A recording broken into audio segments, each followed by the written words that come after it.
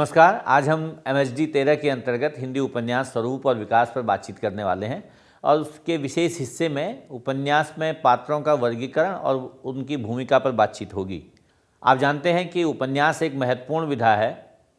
संस्कृत परंपरा से हमारे पास उपन्यास लेखन की एक परंपरा मिलती है भारतीय साहित्य में, लेकिन दुनिया भर के तमाम साहित्य में पहले से ही उपन्यास लेखन हो रहा है और हिंदी में गद्य काल आते आते उपन्यास एक महत्वपूर्ण विधा के तौर पर उभर कर आता है। आप जानते हैं कि हमारे यहाँ प्रेमचंद को हिंदी उपन्यास परंपरा में विशिष्ट स्थान प्राप्त है, लेकिन प्रेमचंद से उपन्यास शुरू नहीं होता, बल्कि प्रेमचंद की परंपरा के साथ जुड़कर उपन्यास एक नई दृष्टि पाता है, जिसे हम कहते हैं कि जो मनोरंजन और सुधारवादी भावना का एक विषय है, वह उपन्यास में यथार्थवाद के धरातल पर उभरता है। शुरुआत में हम लोग जब जाते हैं हिंदी उपन्यास की परंपरा में, तो देवकीनंदन खत्री के उपन्यास चंद्रकांता संतति, भूतनाथ से हमारे पास एक विचार आता है उपन्यास का, जो मनोरंजन परक अधिक है। इसी प्रकार गोपाल राम गहमरी हैं, उनके उपन्यास अद्भुत लाश, गुप्तचर, बेकसूर, फांसी, इनकी चर्चा होती है। किशोरीलाल गोस्वामी के तिलक में शीश महल उपन्यास को आप जानते हैं। इसी प्रकार श्रद्धाराम फिल्लौरी का भाग्यवती सामाजिक उपन्यास है। परीक्षा गुरु एक उपदेशात्मक उपन्यास है। बालकृष्ण भट्ट का नूतन ब्रह्मचारी और अयोध्या सिंह उपाध्याय का ठेठ हिंदी का ठाठ, और अनेक ऐसे उपन्यास इस बीच आए जिसमें कहीं पर पुनर्जन्म की चर्चा है, कहीं पर तिलस्म की चर्चा है, कहीं पर इसी तरह के विषयों को लेकर उठाया गया। इसलिए वहाँ पर उपन्यास आए, उनमें एक नए तरह के विषय को लिया गया और समस्याओं का समाधान या समस्या परक जो विषय हैं उनको अलग तरह से दिखाया गया। लेकिन जब हम प्रेमचंद को देखते हैं तो उनके यहाँ अलग तरह के उपन्यास आते हैं। हम जानते हैं कि प्रेमचंद ने उर्दू से लिखना शुरू किया था। जब उर्दू में उन्होंने लेखन किया तो वरदान, सोजे वतन उर्दू में प्रकाशित हुए और उनके सेवा सदन, प्रेमाश्रम, निर्मला, रंगभूमि, कायाकल्प, गबन, कर्मभूमि, गोदान, मंगलसूत्र जो अपूर्ण उपन्यास है, वे सब प्रकाशित हुए। लेकिन इनमें एक ऐसा भाव है जो स्वाधीनता भाव है, जिसमें कृषक जीवन है और आम जीवन की समस्याएं उनकी रचना के केंद्र में हैं। लेकिन उनकी परंपरा, प्रेमचंद की परंपरा को आज भी हम अपने बीच पाते हैं और अक्सर यह चर्चा होती है कि प्रेमचंद के बाद या प्रेमचंद की परंपरा का कौन लेखक है। लेकिन प्रेमचंद के समानांतर या उनके बाद में उपन्यासों पर एक लंबी लेखन परंपरा हमारे पास है। जैसे कि हम जानते हैं कि जैनेन्द्र हैं, अज्ञेय हैं, डॉक्टर देवराज हैं, डॉक्टर धर्मवीर भारती हैं, लक्ष्मीनारायण लाल हैं, वृंदालाल वर्मा हैं, हजारी प्रसाद द्विवेदी हैं, चतुर्सेन शास्त्री हैं, शिव प्रसाद सिंह हैं, भगवती चरण वर्मा हैं, उपेंद्रनाथ अस्क हैं, अमृतलाल नागर हैं, विष्णु प्रभाकर, नरेश मेहता, तमाम लेखकों के नाम उनके बाद और उनके आसपास की परंपरा में लिए जाते हैं। लेकिन इन्होंने प्रेमचंद को उसी रूप में अपनाया या प्रेमचंद परंपरा को आगे बढ़ाया, ये नहीं कहा जाता। हम तुरंत में देखते हैं जैनेन्द्र एक अलग परंपरा से आते हैं। जाहिर है जब वो अलग परंपरा में आ रहे हैं तो उनके पात्र, उनके जनजीवन से जुड़े हुए विषय अलग हैं। अज्ञेय के बारे में तो ये तक कहा गया कि क्या आप गोदान लिख सकते हैं जैसा कि प्रेमचंद ने लिखा था। निश्चित तौर पर उन पात्रों, उन जनजीवन, उन भाषा की बातचीत हो रही थी जो प्रेमचंद की भाषा से अज्ञेय को अलग दिखाती थी। अज्ञेय अलग तरह की भावभूमि पर रचनाएं कर रहे थे। हम इस परंपरा में वृंदालाल वर्मा को देख सकते हैं, जिनके विषय ऐतिहासिक उपन्यासों से जुड़े हुए हैं। निश्चित तौर पर वे सारे ऐतिहासिक पात्र हैं जो हमें भारत की संस्कृति, परंपरा और उसके विषय से जोड़ते हैं। और जब हम हजारी प्रसाद द्विवेदी के उपन्यासों को देखते हैं तो वहाँ भी एक अलग तरह की भाषा आती है। आपको हजारी प्रसाद द्विवेदी की परंपरा की भाषा या भगवती चरण वर्मा की परंपरा की भाषा, अमृतलाल नागर की परंपरा की भाषा अलग तरह से मिलेगी। इसीलिए जब उनके पात्र आते हैं तो वे भी भिन्न हैं। अज्ञेय को हम जानते हैं, उन्होंने और जैनेन्द्र ने मन की उलझनों और शंकाओं को निरूपण करने वाले विषयों को उठाया। निश्चित तौर पर जब विषय ऐसे होंगे तो पात्र भिन्न रूप में हमारे सामने आएंगे। इसी प्रकार जैनेन्द्र आधुनिक समाज में नारी की स्थिति को बदलना चाहते हैं, एक नई तरह की नारी लाना चाहते हैं और उस स्थिति में हम मनोवैज्ञानिक हिस्से में जैनेन्द्र को पाते हैं।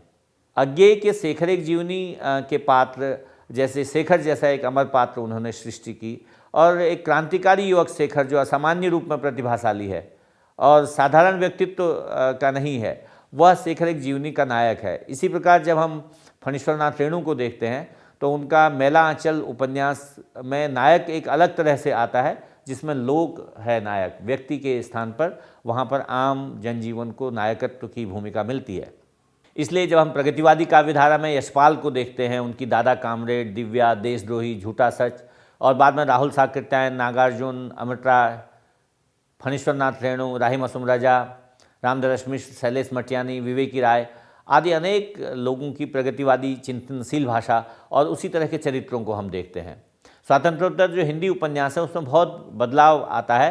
किस रूप में? जब आंचलिक उपन्यास हमारे जीवन में आते हैं। इसलिए आंचलिकता, क्षेत्रीयता, स्थानीयता, सामान्य जनजीवन को अभिव्यक्त करने वाली जो उपन्यासों की श्रृंखला है उसमें अनेक नए पात्र हमारे सामने आते हैं। हम निर्मल वर्मा, राजेंद्र यादव, श्रीलाल शुक्ल, राजकमल चौधरी, मोहन राकेश, ममता कालिया, कृष्णा सोबती, उषा प्रियमदा, मन्नू भंडारी, शिव प्रसाद सिंह, जगदीश चंद्र माथुर, गिरिराज किशोर, असगर वजाहत, गंगा प्रसाद बिमल, अलका सरावगी, विनोद कुमार शुक्ल, अब्दुल बिस्मिल्लाह, चित्रा मुदगल, चंद्रकांता, अमरकांत के अनेक प्रभावित करने वाले चरित्रों से रूबरू होते हैं और देखते हैं कि उन्होंने ऐसे पात्र हमारे बीच सृजित किए, ऐसे पात्र वह हमारे पास लाए जिसको हम भिन्न रूप में देखते हैं।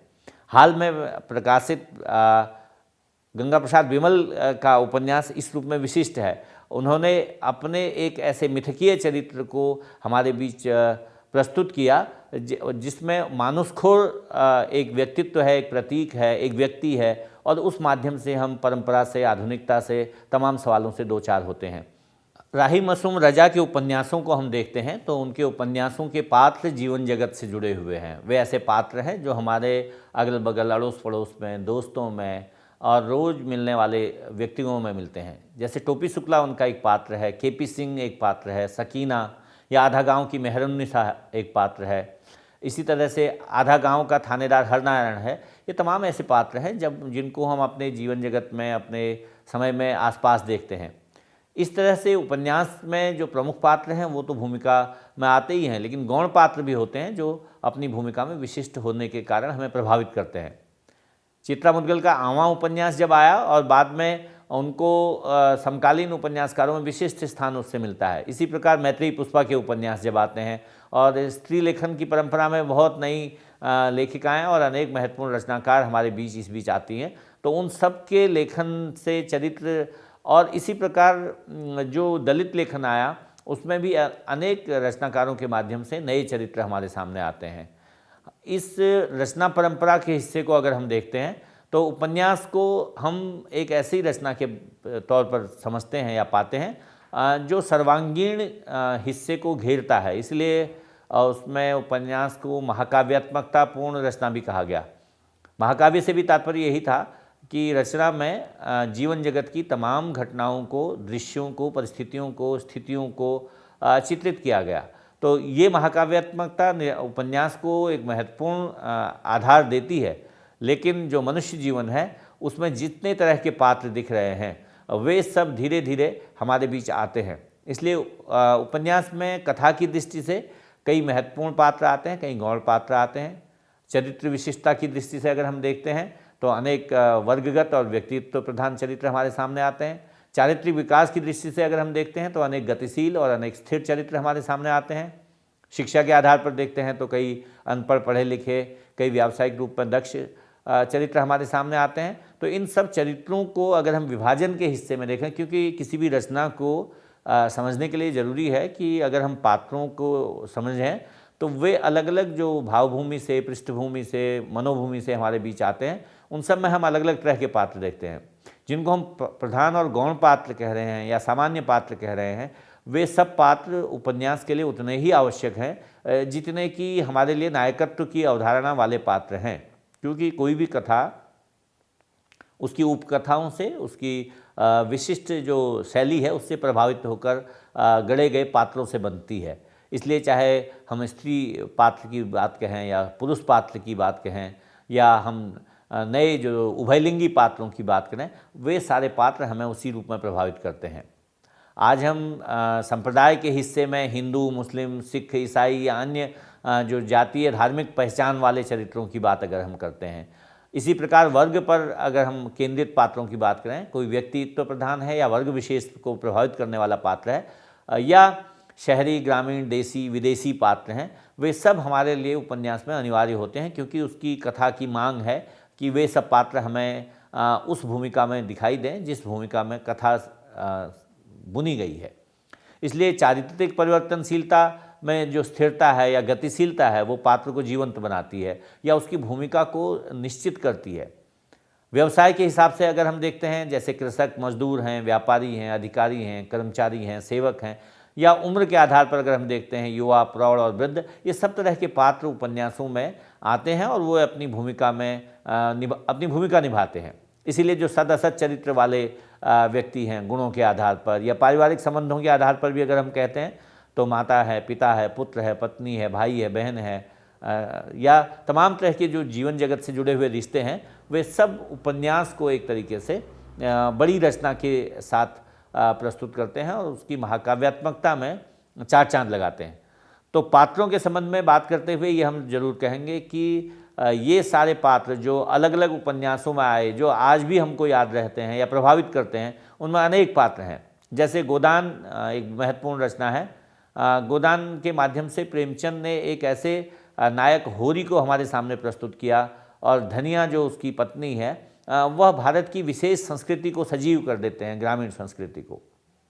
होरी को जब हम देखते हैं तो लगता है कि एक गरीब, एक मजदूर स्थिति का व्यक्ति भी उपन्यास का हीरो हो सकता है, नायक हो सकता है। और ये जो ग्राम्य जीवन है और जो कृषि संस्कृति है और उसकी महाकाव्यात्मकता होरी के चरित्र की जो विशिष्टता है उससे अभिव्यक्त होती है। इसलिए जो समाज है, जो परिवेश है, वो व्यक्ति के माध्यम से हमारे सामने उभर कर आता है। धनिया को भी हम देखते हैं कि वो एक मुखिया जो परिवार का है, उसकी पत्नी है, और तमाम पारिवारिक और तमाम ग्रामीण समाज के जितने भी प्रश्न हैं उसके माध्यम से हमारे सामने प्रस्तुत होते हैं। इसीलिए चाहे होरी का भाई धनिया हो या गोबर की पत्नी हो या बेटियां हों या समाज के अन्य लोग हैं, उन सब से वह अपने चरित्रगत विशेषता के साथ उभर कर सामने आती है। हम देखते हैं गुनाहों का देवता एक बहुत चर्चित उपन्यास रहा धर्मवीर भारती का। एक दौर में वो सबसे ज़्यादा लिखा जाने वाला उपन्यास था। आज भी उसके सैकड़ों संस्करण आ चुके हैं और ये उपन्यास इतना चर्चित हुआ कि गुनाहों का देवता के भूमिका में युवकों ने प्रेम की जो अव्यक्त अलौकिक आकांक्षा है उसको चित्रित करना शुरू किया अपने जीवन में। इसलिए 100 से ज़्यादा संस्करण छपने के बाद भी वह उपन्यास आज अपने कई दशकों बाद उतना ही लोकप्रिय है। इसीलिए जब धर्मवीर भारती ने कहा कि मेरे लिए इस उपन्यास का लिखना वैसा ही रहा जैसा पीड़ा के क्षणों में पूरी आस्था से प्रार्थना करना, और इस समय भी मुझे ऐसा लग रहा है कि जैसे मैं प्रार्थना ही दोहरा रहा हूँ। इसका मतलब है लेखकीय आस्था रचना कर्म करते समय कितनी प्रबल होती है कि वह किसी व्यक्तित्व को, किसी चरित्र को हमारे सामने उकेर कर नए रूप में प्रस्तुत कर देती है। ये जो उपन्यास के प्रमुख पात्र हैं ये हमें जीवन जगत से किस रूप में जोड़ते हैं, इसका चित्रण अनेक अन्य उपन्यासों में भी हुआ है। आप मैलांचल को जानते हैं, फणीश्वरनाथ रेणु का प्रतिनिधि उपन्यास है। रेणु ने कहा कि ये जो उपन्यास है इसमें फूल भी हैं और शूल भी हैं, इसमें धूल भी है, गुलाब भी है और कीचड़ भी है। मैं किसी से दामन बचाकर नहीं निकल पाया। इसमें गरीबी, रोग, भुखमरी, जहालत, धर्म की आड़ में हो रहा व्यभिचार, शोषण, बाह्याडंबर, अंधविश्वास आदि सब का चित्रण है। ये जो रचना है इस तरह की मैला आंचल, विशेष तौर पर जब आंचलिक रचना कही गई तो ये देखा गया कि एक अंचल विशेष में किस तरह के चरित्र हमारे बीच में उभर कर आते हैं। इसलिए जो नाटकीयता है उपन्यास की, जो किस्सागो शैली है इस उपन्यास की, वो हमें उनके पात्रों से जोड़ती है। आप इसी क्रम में एक और उपन्यास की चर्चा समझें, राग दरबारी। श्रीलाल शुक्ल ने ये रचना एक व्यंग्य उपन्यास के तौर पर लिखी जिसे 1970 में साहित्य अकेडमी पुरस्कार मिला था। राग दरबारी को श्रीलाल शुक्ल ने स्वतंत्रता के बाद के भारत के जो ग्रामीण जीवन की मूल्यहीनता है उससे संदर्भ में लिखा और एक तरह से उस मूल्यहीनता को वो परत फैला देते हैं, उगाड़ देते हैं। इसका जो कथा केंद्र है वो शिवपालगंज है। शिवपालगंज एक ऐसी जगह है जहाँ के पात्र हमको बार बार प्रेरित करते हैं उस उपन्यास से जुड़ने में। उसमें कॉलेज प्रबंध समिति के, कोऑपरेटिव सोसाइटी के जो सूत्रधार वैद्य जी हैं, या उसमें जो शनिचर पात्र है या जो उसमें अन्य पात्र हैं वो हमें बार बार उस जीवन जगत के प्रति आकर्षित करते हैं, ले जाते हैं, जहां हम भारतीय ग्रामीण जीवन के साथ आ रहे बदलावों को भी देखते हैं और लोकतंत्र के नाम पर हो रही ठगी को भी देखते हैं और एक ऐसे समाज के बीच हम पहुंच जाते हैं जो भारतीय समाज को भिन्न रूप में प्रदर्शित कर रहा होता है। यद्यपि यह भिन्न रूप भी नहीं है क्योंकि हम उस समाज के बीच में हैं, बावजूद उसके हमको लगता है कि एक सत्य को किस रूप में उपन्यास की शक्ल में प्रस्तुत किया जा सकता है, ये सब उसमें दिखता है। शेखर एक जीवनी एक चर्चित उपन्यास रहा अज्ञेय का। जब हम शेखर और शशि के संबंधों की बात करते हैं तो शेखर और शशि के संबंधों पर जब यह उपन्यास प्रकाशित हुआ, हमारे समाज में एक चर्चा और एक बहस चल जाती है। शेखर शशि से जब ये कहता है कि तुम्हें मैं बहन कहता आया हूँ, लेकिन तुम बहन जितनी पास होती है उतनी पास नहीं हो और जितनी दूर होती है उतनी दूर भी नहीं हो। ये जो भारतीय उपन्यास परंपरा है उसमें शेखर के व्यक्तित्व को बताने के लिए ये अभिव्यक्ति पर्याप्त है। इसी प्रकार हम देखते हैं जो शेखर एक जीवनी बात के उपन्यास हैं अज्ञेय के, उनमें नदी के द्वीप हैं जिसमें तीनों पात्र भुवन, रेखा और गौरा ये हमें प्रभावित करते हैं और जो इसके गौण पात्र हैं हेमेंद्र और रमेश, इसमें भी हमें अनेक तरह की जो अभिव्यक्तियां हैं चरित्रों की उस समय की दिखाई देती है। जब अज्ञेय का उपन्यास आया, अपने अपने अजनबी सेल्मा और उसके जो पात्र हैं उन्होंने जीवन जगत को जिस तरह से प्रस्तुत किया तो एक अलग तरह का चरित्र हमारे सामने आता है। पिछले दशकों में अगर किन्हीं बड़े उपन्यासों ने लगातार अपनी उपस्थिति बनाए रखी तो उनमें ये कई महत्वपूर्ण उपन्यास हैं, लेकिन कमलेश्वर की रचना कितने पाकिस्तान जैसे ही इस सदी में आया तो प्रयोगवादी उपन्यास के तौर पर इसकी एक बड़ी चर्चा चलती है। आप देखते हैं कि अदीब नाम का एक पात्र है जो हमें इतिहास से जोड़ता है, जो मिथक से जोड़ता है, जो जीवन जगत से लेकर आज की ऐतिहासिक पतन गाथा तक हमको पहुंचाता है और दिखाता है कि कैसे समाज में स्थितियां बदली हैं। इसलिए जो परंपरागत उपन्यासों की शैली थी उनमें नए प्रयोग आए। इसी क्रम में हम आचार्य चतुर्सेन शास्त्री के उपन्यास वैशाली की नगरवधू को देखते हैं जिसमें आम्रपाली की मार्मिक कहानी है। वो चरित्र हमें आज तक छूता है। राजेंद्र यादव का उपन्यास सारा आकाश अगर आपको याद हो, या इलाचंद जोशी का जहाज का पंछी, युवा चरित्रों को, युवा जगत को प्रभावित करने वाले ये चरित्र हमें आज तक याद रहते हैं। इसलिए जो हिंदी उपन्यासों की एक लंबी परंपरा है उसको हम 100 वर्ष से आगे जाते हुए जब देखते हैं तो उसमें विकास के नए सोपान मिलते हैं। विनोद कुमार शुक्ल एक बड़े लेखक हैं जिनका नौकर का कमीज उपन्यास बहुत प्रसिद्ध रहा। संतू बाबू नाम का जो सरकारी बाबू है वह किस तरह है, उसके चरित्र में उन बाबू चरित्रों को हम अलग भूमिका में देखते हैं जो कम वेतन पर गुजारा करना चाहते हैं, उन्हें बचत का ज्ञान ठीक से नहीं है, लेकिन वो अपने चरित्र को एक भिन्न भूमिका में हमारे सामने प्रस्तुत करता है। इसलिए उपन्यासों की चर्चा अगर करते समय हम उनके इस कथन को सुने जो कहते हैं कि मेरा वतन एक कटघरा था जिसे तोड़ना मेरे बस में नहीं था, वह कटघरा मुझ में कमीज की तरह फिट था और मैं अपनी पूरी ताकत से कमज़ोर होने की हद तक अपना वेतन पा रहा था। इस कटघरे में मैं सिनेमा देखता था या स्वप्न। तो एक तरह से जीवन जगत को उकेरने वाले ये संवाद, ये विषय हमें नए भावभूमि की तरफ ले जाते हैं।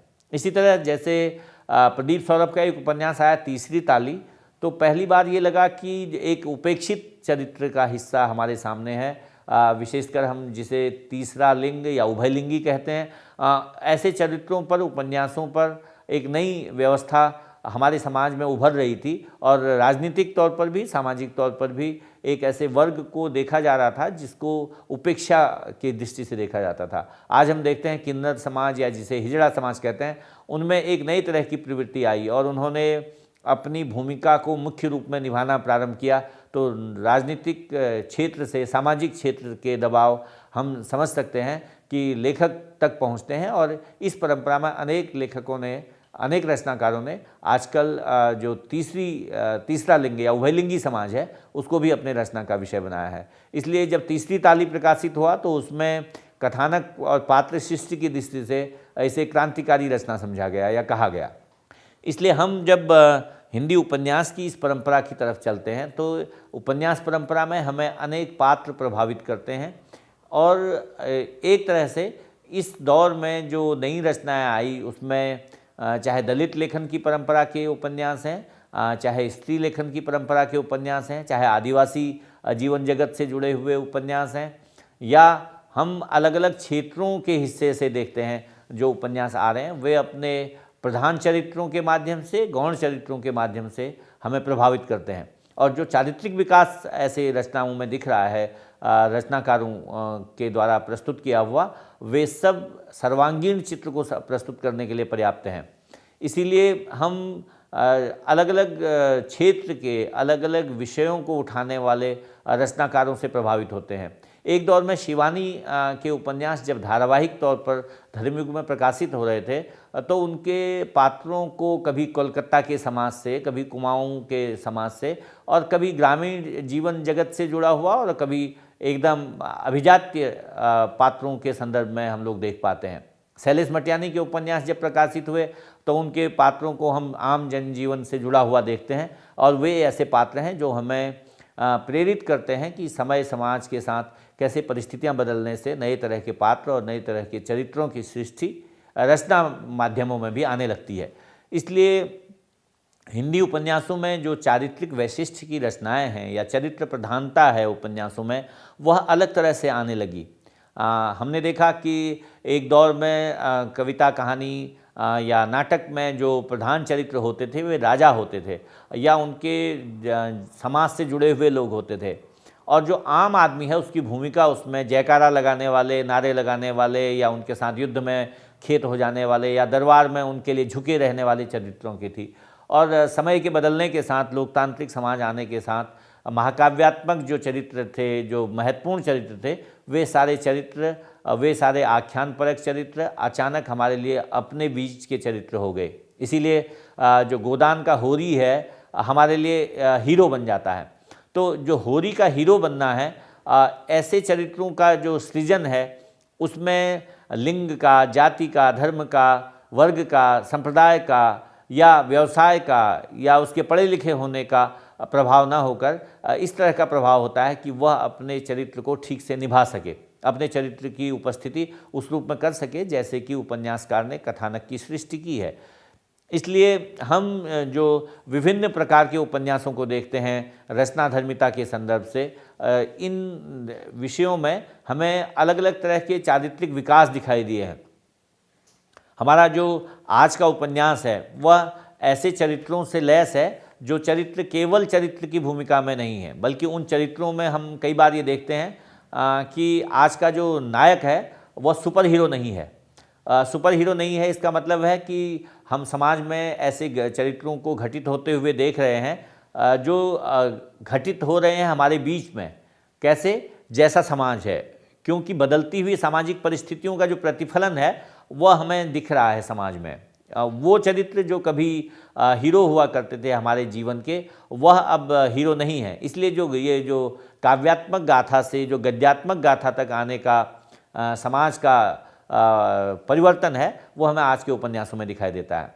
इसलिए जो अपसंस्कृति जिसे हम कह रहे हैं, जिसे हम मूल्यहीनता कह रहे हैं, उसके दबाव में सामाजिक चरित्रों का जो गठन है वह भी भिन्न रूप में हो रहा है। इसलिए हम मीडिया में या टेलीविज़न में या आज के नए माध्यमों में ऐसे चरित्रों पर आधारित रचनाओं को प्रसारित होता हुआ भी देखते हैं। तो पात्रों के संबंध में आज जो ये चर्चा हमारी है यह पूर्णता की ओर है, और मैं ये समझता हूँ कि इस शीर्षक में आपने जो पाठ्यक्रम पढ़ा होगा उसमें अनेक उपन्यास कथाओं को आप पढ़ रहे होंगे, और जो पात्रों के वर्गीकरण में और उनकी भूमिका पर जो संक्षिप्त चर्चा आज की कक्षा में हुई है उससे आपके समक्ष कुछ नए प्रश्न उभरेंगे, और उसके बाद आप अन्य उपन्यासों को भी पढ़ेंगे और उन उपन्यासों के चरित्रों को, उनकी भूमिकाओं को भी समझेंगे, ताकि हम जो विश्लेषण जब करते हैं, शोध करते हैं आगे के हिस्से में, तो हम उपन्यास के पात्रों के वर्गीकरण के हिस्से से और उनकी भूमिका से भी समझ पाएंगे इस विषय को। तो हिंदी उपन्यास स्वरूप और विकास का ये आज का हमारा पाठ्यक्रम अब संपन्न होता है। धन्यवाद।